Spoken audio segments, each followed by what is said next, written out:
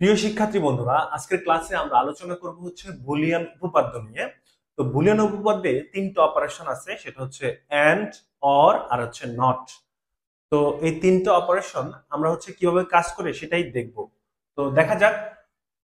অরের ক্ষেত্রে তুমি মাথায় রাখবা যে হচ্ছে ইনপুট যদি হচ্ছে কি, ইনপুট যদি হচ্ছে একটি হচ্ছে ওয়ান থাকে, তাহলে হচ্ছে কি আউটপুট হচ্ছে কি কমপক্ষে একটা ওয়ান থাকলে আউটপুট হচ্ছে কি ওয়ান হবে। এটা হচ্ছে কি আমাদের অর অপারেশনের ক্ষেত্রে, ঠিক আছে? এটা হচ্ছে কি অর অপারেশনের ক্ষেত্রে। এখন যদি একাধিক ওয়ান থাকে তাও ওয়ান, একটা ওয়ান থাকলে ওয়ান, কিন্তু জিরো থাকলে সেক্ষেত্রে জিরো হবে।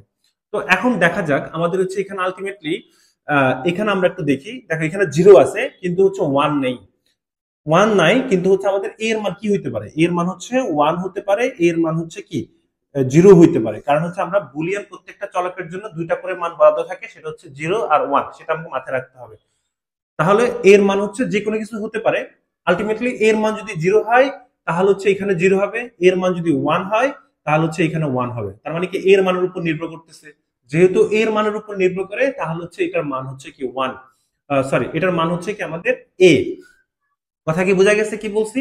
আচ্ছা, ঠিক সেম ভাবে দেখো এখানে কিন্তু এই অরের ক্ষেত্রে বা এই যোগের ক্ষেত্রে আমাদের একটা ওয়ান আছে, তাহলে এখানে কিন্তু আর এর মান প্রাধান্য পাচ্ছে না।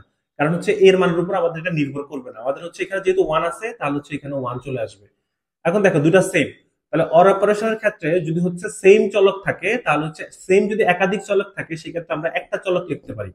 ঠিক আছে? আচ্ছা, এরপর আসো আমাদের যে ইয়েটা আছে, অপারেশনটা আছে যে এ অর এ বার। তাহলে হচ্ছে এটাকে আমরা কিভাবে দেখবো? দেখো বার মানে হচ্ছে কি আমাদের বিপরীত। আমরা যদি এর মানটা যদি এর মান যদি হচ্ছে কি ওয়ান ধরি, এই বারের মান চলে আসবে হচ্ছে কি জিরো। আবার এর মান যদি হচ্ছে কি জিরো ধরি, এই বারের মান হচ্ছে ওয়ান আসবে। অর্থাৎ উভয় ক্ষেত্রে কিন্তু আমাদের যে কোনো এক জায়গায় হচ্ছে কি থাকতেছে ওয়ান থাকতেছে। যেহেতু যে কোনো এক জায়গায় ওয়ান থাকতেছে এই জন্য হচ্ছে এখানে মান হচ্ছে কি হবে ওয়ান হবে।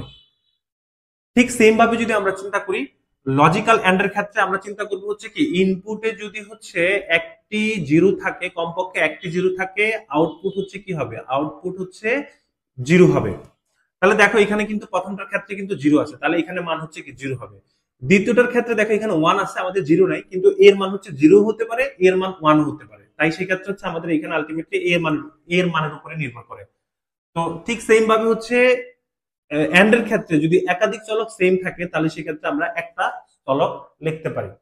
তো এটার ক্ষেত্রে দেখো এর মান হচ্ছে কি আমরা যদি হচ্ছে জিরো ধরি, এবারের মান চলে আসতেছে কি ওয়ান।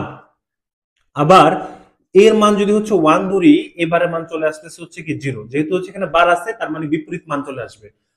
এখন দেখো দুইটার ক্ষেত্রে যে কোনো এক জায়গায় হচ্ছে কিন্তু জিরো থাকতেছে। যেহেতু জিরো থাকতেছে, আমরা বলছিলাম এন্ড এর ক্ষেত্রে বা গুণের ক্ষেত্রে আমাদের একটা জিরো থাকলে এখানে কিন্তু জিরো হবে। ঠিক আছে? তো সেম ভাবে যদি হচ্ছে লজিক্যাল নটের কথা চিন্তা করি, যেহেতু উপরে ডাবল বার আছে, বারে বারে হচ্ছে কাটা যায়। যদি এক ডাবল বার থাকে তাহলে হচ্ছে বার গুলা হচ্ছে কি বেনিশ হয়ে যায়। তাহলে এখানে ডাবল বার আছে, বার বেনিশ হয়ে যাবে, শুধুমাত্র এ থাকবে। এইটা হচ্ছে আমাদের বুলিয়ান উপপাদ্যের হচ্ছে মৌলিক তিনটা যে হচ্ছে লজিক্যাল অপারেশন আছে সে বিষয় নিয়ে কথা বলছি। ঠিক সেম ভাবে যদি আমরা বলি যে বিভাজন সূত্র যেটা আছে সেটা হচ্ছে কি আমাদের এ প্লাস হচ্ছে বি সি, এটাকে আমরা হচ্ছে লিখতে পারি এ প্লাস হচ্ছে কি বি ইন্টু হচ্ছে এ প্লাস হচ্ছে সি। অর্থাৎ এ কে একবার বি এর সাথে দেওয়া, এ কে একবার সি এর সাথে দেওয়া।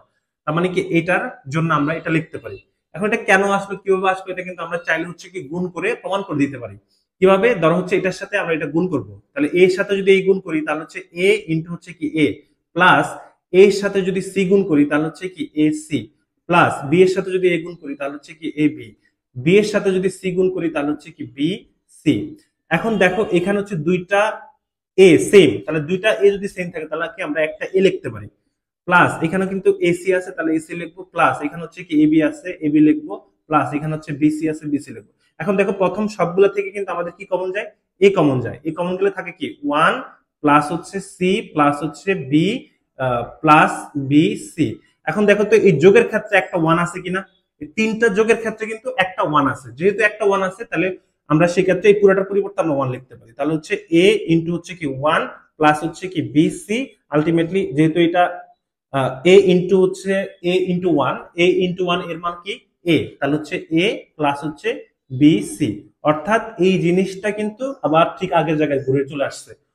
তাহলে আমি যদি অঙ্কের প্রয়োজনে যদি কখনো মনে হয় যে সূত্র এরকম থাকে, তাহলে সেক্ষেত্রে আমি এভাবে লিখতে পারবো। এটা এই হচ্ছে আমাদের বুলিয়ান উপপাদ্য এবং হচ্ছে বিভাজন সূত্র। আমরা হচ্ছে এই ক্লাসে যা নিয়ে আলোচনা করছি সেটি তোমাদের জন্য অত্যন্ত গুরুত্বপূর্ণ। নেক্সট ক্লাসগুলোতে আমরা হচ্ছে ডি মর্গানের উপপাদ্য নিয়ে আলোচনা করব। ধন্যবাদ সবাইকে।